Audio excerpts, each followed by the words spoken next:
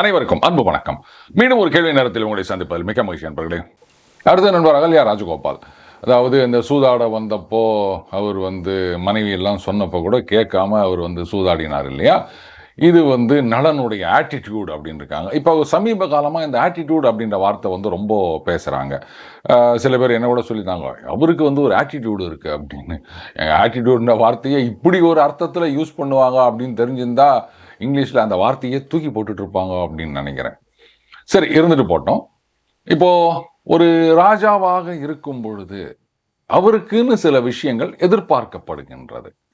அப்போ அதெல்லாம் அவர் ஃபாலோ பண்ணார் அப்படின்னு சொன்னா அதை உடனே ஆட்டிடியூட் அப்படின்னு சொல்ல முடியுமா? அந்த பதவிக்குரிய சில எதிர்பார்ப்புகள் அதை பண்ணலைன்னு சொன்னா அப்புறம் நம்மள ராஜாவாகவே மதிக்க மாட்டான் அப்படின்னு. உதாரணத்துக்கு இப்போ தமயந்தி சொல்றா, வாங்க நம்ம அப்பா வீட்டுக்கு போகலாம் விதர்ப்ப தேசத்துக்கு, அவர் உங்களை பூஜிப்பார் அப்படின்னு சொல்லும்போது, நல்லா இருக்க நிலைமையில போயிருந்தா பரவாயில்ல, இந்த நிலைமையில நான் உன்னை கூட்டு போவேனா அப்படின்றான். இங்க எங்க வந்ததுன்னு தெரியல எனக்கு ஆட்டிடியூடு. சொல்லப்போனா அந்த நிலைமையில இவங்க 2 பேரும் போனாங்கன்னா நலன் எவ்வளவு ஃபீல் பண்றானோ இல்லையோ அதை விட அதிகமா தமயந்தி ஃபீல் பண்ணுவோம். இப்படி எல்லாத்தையும் விட்டுட்டு அப்பா வீட்டில் இருக்காமே, புருஷங்காரன் இப்படி எல்லாத்தையும் தொலைச்சிட்டு நிற்கிறானே, மற்றவங்க முன்னாடி அவர் அசிங்கப்படுவார். ஏன்னா தமயந்திக்கு 3 பிரதர்ஸ் இருக்காங்க. தமனன் தாந்தன் அப்படின்னு நம்ம பார்த்தோம். இப்போ நாடு அப்படின்னா விதர்ப்ப தேசம் அந்த 3 பேருக்கும், ஒரு நாடு 3 பேருக்கும் பிரிய போகிற ஒரு சிச்சுவேஷன் வரலாம்.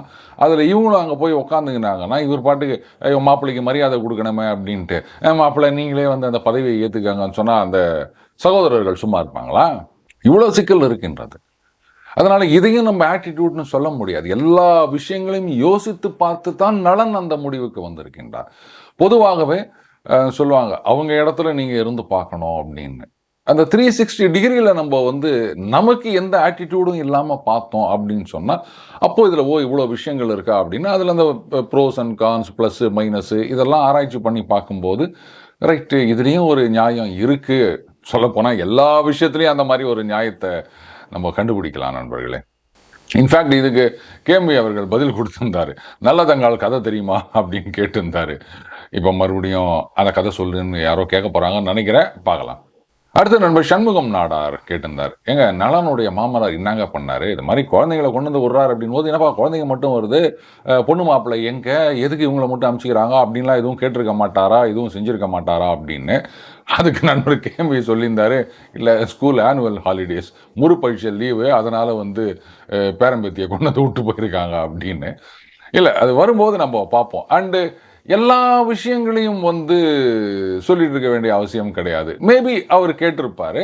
அப்போ அந்த சாரதி வாஷ்ணேயன் அவர் சொல்லியிருப்பார், இந்த மாதிரி ஆச்சுங்க, அவர் எல்லாத்தையும் தோத்துட்டாரு, அதனால அவங்க பொண்ணும் மாப்பிள்ளைங்க காட்டுக்கு போயிட்டாங்க, சரி பசங்க ஏன் கஷ்டப்படணும் அப்படின்றதுக்காக அவங்கள உங்ககிட்ட ஒப்படைக்க சொன்னாங்க அப்படின்னு நிச்சயமா சொல்லியிருப்பாரு. சும்மா குழந்தைகளை கொண்டு கொடுத்த உடனே என்ன ஸ்கூல் முடிஞ்ச உடனே ரிக்ஷாவில் கொண்டு குழந்தைய இறக்கி விட்டு போகிற மாதிரியா தேரில் கொண்டு இறக்கி விட்றது?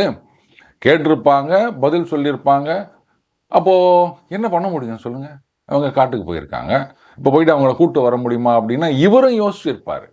அந்த பீமன், நாம் இப்போ மாப்பிள்ளையை கூப்பிட்டா அவர் வருவாரோ மாட்டாரோ, வெக்கப்பட்டுட்டு என்னங்க இது இந்த மாதிரி நேரத்தில் நான் வரதா அப்படின்னு யோசிச்சிருக்கலாம். நம்ம பொண்ணு எடுத்து சொல்லியிருக்கலாம், இங்கே வாங்கும் அப்படின்னு. அவளே சொல்லலை, மாப்பிள்ளை கூட போயிருக்கார் அப்படின் போது அப்போ பொண்ணு கூட ஃபீல் பண்ணுறா போல இருக்கு, இந்த நேரத்தில் எங்கள் அப்பா வீட்டுக்கு போனால் எப்படின்னு. அதனால் அவங்க கௌரவத்துக்கு நாம் பங்கம் விளைவிக்க வேண்டாம் அப்படின்னு கூட அவர் சும்மா இருந்திருக்கலாம். அவர் என்ன பண்ணார்ன்றது போக போக தெரியும். பட் அதுக்கு முன்னாடி இந்த கேள்வி வந்ததுனால இந்த மாதிரி பாசிபிலிட்டிஸ்லாம் இருக்குன்றதை நம்ம யோசிக்கணும். அதுக்காகத்தான் நான் இதை சொன்னேன் நண்பரே. நண்பர் சுவாமிநாதன் சொல்லியிருந்தார், really appreciate your effort Arun, அது நல்ல ஸ்டோரி அப்படின்னு. அந்த டைம் ட்ராவல் ஆகும் நண்பரே, அப்ரிஷியேட் பண்ணால் மட்டும் போதாது.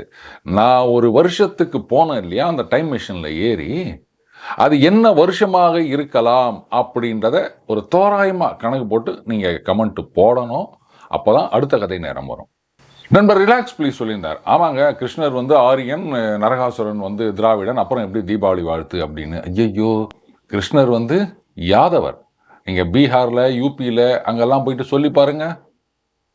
அதனால் அவர் ஆரியன் கிடையாது. ராவணன் இதை சில பேர் இப்போ என்னதான் சொல்றதுன்னு தெரியல. ராவணன் வந்து தமிழன், அதனால தான் வந்து கம்பர் ராவணனை பத்தி தவறாக எதுவுமே பேசவில்லை. அப்படியா? சரி. ஆனா ராவணன் பார்ப்பனன் அப்படின்றத கன்வீனியன்ட்டா மறந்து போயிடுறாங்க. பார்ப்பனர்கள் தமிழர்கள் இல்லை அப்படின்னு ஒரு கும்பல் சொல்லினுக்கிறாங்க. அப்ப ராவணன் தமிழன் அப்படின்னா அப்ப பார்ப்பனர்களும் தமிழர்கள். ஒருவேளை இவங்கெல்லாம் பார்ப்பனர்களுடைய ஸ்லீப்பர் செல்லா இருப்பாங்களா? ஒண்ணுமே புரியலைங்க. ஆளாளுக்கு எதையோ ஒன்று அடிச்சு விடுறாங்க.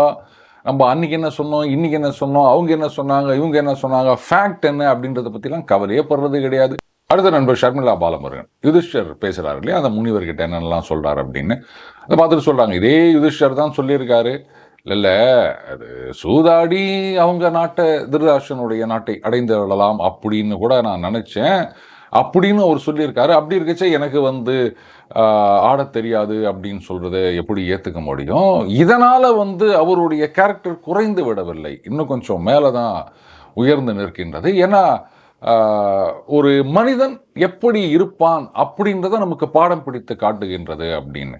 கரெக்டு. இதுதான் வந்து நான் சொல்றது, மகாபாரதம் அப்படின்றது முழுக்க முழுக்க நடந்ததை நடந்தபடி கூறுகின்ற ஒரு வரலாறு.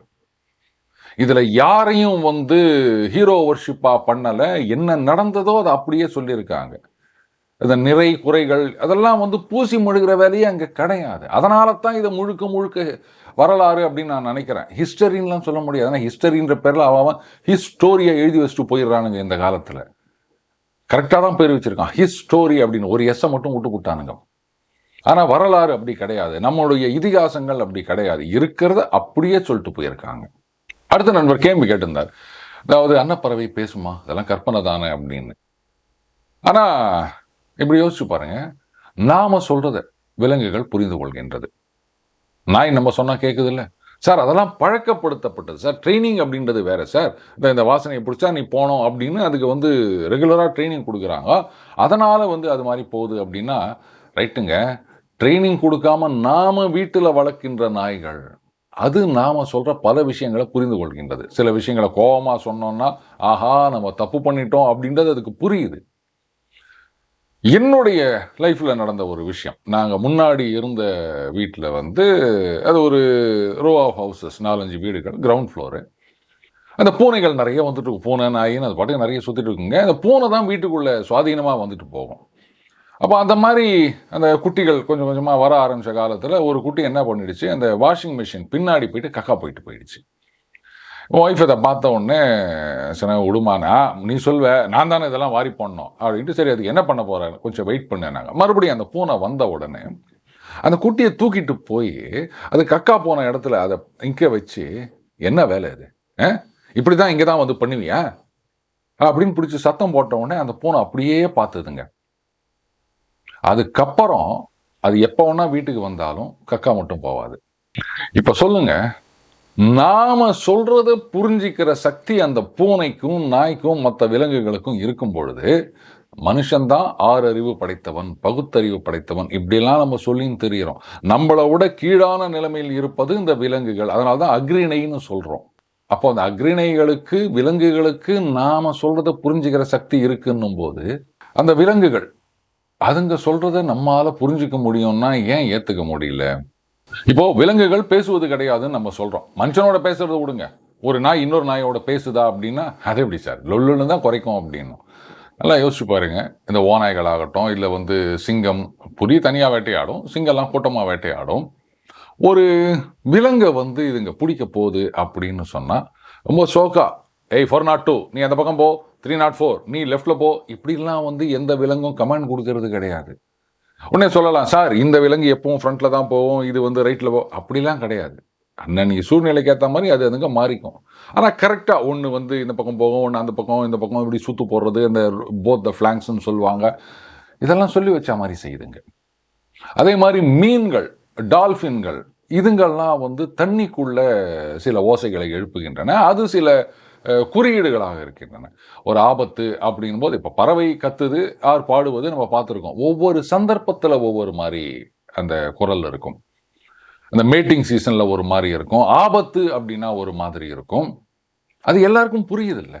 இப்போ ஒரு குரங்கு மேலே இருக்கும், அந்த பக்கம் புலி வருது அப்படின்னு சொன்னால் அது ஒரு சத்தம் போடும். குரங்கு வந்து எப்பவுமே கத்திட்டு சுற்றுற ஒரு விலங்குங்க காட்டில். ஆனால் அந்த பர்டிகுலர் சத்தத்தை கேட்டவொடனே ஆஹா புலியோ சிங்கமோ வருது அப்படின்னு சொல்லிட்டு மற்ற குரங்கெல்லாம் உஷாராயிட்டு தரையில் இருக்கிறது மேலே ஏறி போகுதில்ல. அந்த வித்தியாசம் தெரியுதில்ல. யாராவது சொல்லி கொடுத்தாங்களா? இந்த மாதிரி சத்தம் வந்தால் அது இப்படி, அந்த மாதிரி சத்தம் வந்தால் அப்படின்னு. இப்போ சமீபத்தில் ஒரு வீடியோ பார்த்தேன், ஒரு டாக்டர்னு நினைக்கிறேன். அவங்க என்ன சொல்லியிருந்தாங்க, குழந்தை அழுவுது அப்படின்னு சொன்னால் அதுக்கு என்னென்ன காரணங்கள் அப்படின்னு, இந்த மாதிரி அழுதா க க அப்படின்னு அழுதா அதுக்கு ஒரு அர்த்தம், ஆ ஆன்னு அது வித்தியாசமாக என்னென்ன சொன்னாங்க. இந்த மாதிரி சவுண்டில் அழுதா அதுக்கு வந்து வயிற்று வலின்னு அர்த்தம், இந்த மாதிரி சவுண்டுனா அதுக்கு வந்து பசின்னு அர்த்தம், இந்த மாதிரி சவுண்டுனா அதுக்கு ஏப்பம் வரலன்னு அர்த்தம், இந்த மாதிரி சவுண்டுனா அதுக்கு தூக்கம் வரலன்னு அர்த்தம். இப்படிலாம் வந்து விளக்கம் கொடுத்துருந்தாங்க. இதெல்லாம் ஒரு காலத்தில் வந்து யாருமே சொல்லாமல் நமக்கு தெரிந்திருந்தது. புரியுதுங்களா? இந்த மாதிரிலாம் யாரும் வந்து ரீல்ஸ் போட வேண்டிய அவசியம் இல்லாமல் இருந்தது. குழந்தை அழற சத்தத்தை வச்சே வந்து அம்மாவுக்கு தெரியும் அது தூக்கத்துக்கு அழுவுது, பாலுக்கு அழுவுது, இல்லை இப்போ விளையாடணும் யாருமே இல்லைன்னு அழுவுது. இதெல்லாம் அம்மாவுக்கு தெரிந்திருந்தது. ஆனால் இன்னைக்கு இதையெல்லாம் ஒரு டாக்டர் நமக்கு வந்து ரீல்ஸ் போட்டு காமிக்க வேண்டியதாக இருக்குது. மேபி இன்னும் ஒரு 2 ஜெனரேஷன் போன பிறகு யாராவது கேட்கலாம், என்னங்க குழந்தை அழுதுதான் அதில் வந்து பசின்னு சொல்லிச்சான், இது உடனே அம்மாவுக்கு புரிஞ்சு அவங்க வந்து பால் குத்தாங்களாம், இதெல்லாம் நம்புற மாதிரியா இருக்குது அப்படின்னு கேட்கறதுக்கும் 2 ஜெனரேஷன் தாண்டி ஏதாவது ஒரு கேள்வி நிச்சயம் வருவார். அந்த மாதிரி தான் வந்து விலங்குகள் பேசுமா கற்பனையா அப்படின்ற கேள்வியை நான் பார்க்குறேன் நண்பரே. ரைட், இப்போ அந்த முக்கியமான கேள்விக்கு போவோம். நண்பர் கேள்வி அவர்கள் சொல்லியிருந்தார், இந்த ரெஸ்ட் ரூம் போயிட்டு வந்தீங்கன்னா காலை நல்லா கழுவணும், இதுதான் வந்து நல சரித்திரத்திலிருந்து நாம் கற்றுக்கொள்ளக்கூடிய பாடம் அப்படின்னு.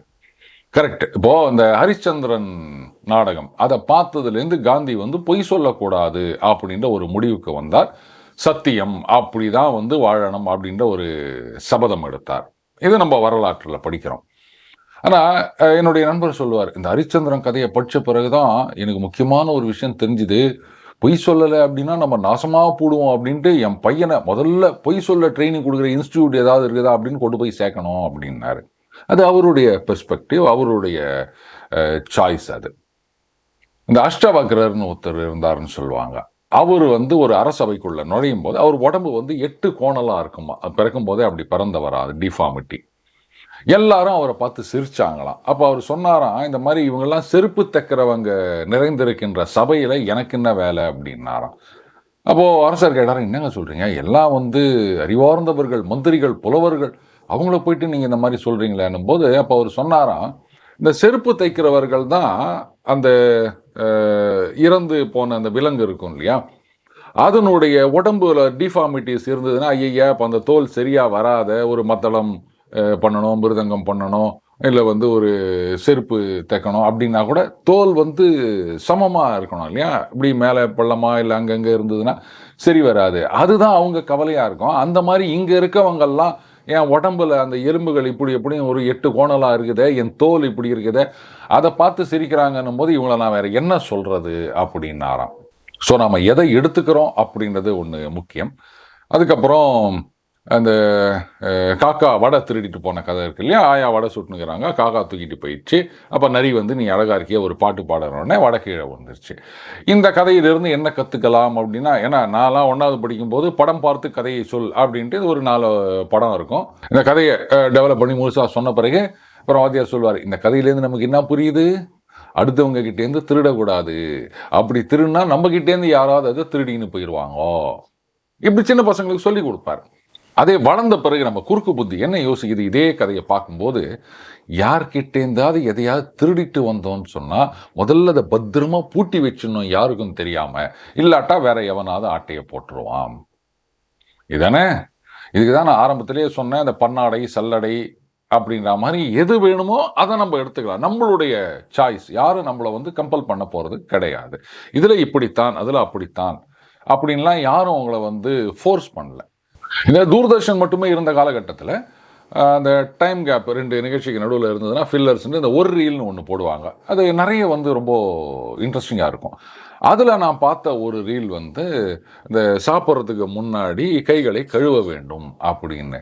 நான் வந்து எங்கள் அப்பா கிட்ட கேட்டேன், என்னவா அது சாப்பிட்றதுக்கு முன்னாடி வந்து கையை கழுவணும் அப்படின்றாங்க, இதெல்லாமா வந்து சொல்லணும்? இது கழுவிட்டு தானே நம்ம சாப்பிடணும். இது ஏன் போயிட்டு அவங்க ஒரு ரீல் போட்டு காமிச்சுன்னுக்கிறாங்க அப்படின்னு. அப்பதான் எங்க அப்பா சொன்னாரு, "அப்படி இல்லடா, இன்னைக்கும் வந்து சாப்பிடறதுக்கு முன்னாடி கை கழுவாம சாப்பிடுற பழக்கம் நெறைய பேருக்கு இருக்கு. அதனாலன்னு." ஐயய்ய! எங்கெங்கேயோ போறோம், எதையோ தொடுறோம், கையெல்லாம் வந்து மண்ணு கிண்ணு அப்பல்லாம் வந்து மண்ணுல தான் விளையாடுவோம். அதனால அந்த கையே கனகரையில தான் இருக்கும். அதனாலேயே நம்ம கழுவிட்டு தான் சாப்பிடணும். இது கூடவா வந்து சொல்லி தான் தெரியணுமா? வந்து கழுவிட்டு சாப்பிடணும்னு தெரியாதா? அப்படின்னா, இல்ல இன்னும் அந்த மாரி இருக்காங்க. ஸோ அதுக்காக இந்த ஒரு ரீல் போட்டிருக்காங்க அப்படின்னாரு எங்க அப்பா. கைய கழுவிட்டு தான் சாப்பிடணும் அப்படின்னு தூர்தர்ஷன்ல ஒரு ரீல் போட்டது அந்த காலம். ரெஸ்ட் ரூம் போயிட்டு வந்தா கால கழுவணும் அப்படின்றத கூட இன்னைக்கு ஒரு ரீல் போட்டு தான் வந்து அ புரிய வைக்க வேண்டிய கட்டாயத்துல இருக்கோமா? இனியோ அகல்யா ராஜகோபால் அவர்கள் சொன்ன மாரி மகாபாரதத்துல நல்லதும் இருக்கு, கெட்டதும் இருக்கு. நாம எதை எடுத்துக்கிறோமோ அது நம்மை பொறுத்தது. அன்னப்பறவை அதுக்கு தேவையானத அது எடுத்துக்கும். அதே மாரி அவங்கவங்களுக்கு என்ன வேணுமோ அத எடுத்துக்க போறாங்க. அத வந்து நாம தட சொல்ல முடியாது இல்லையா?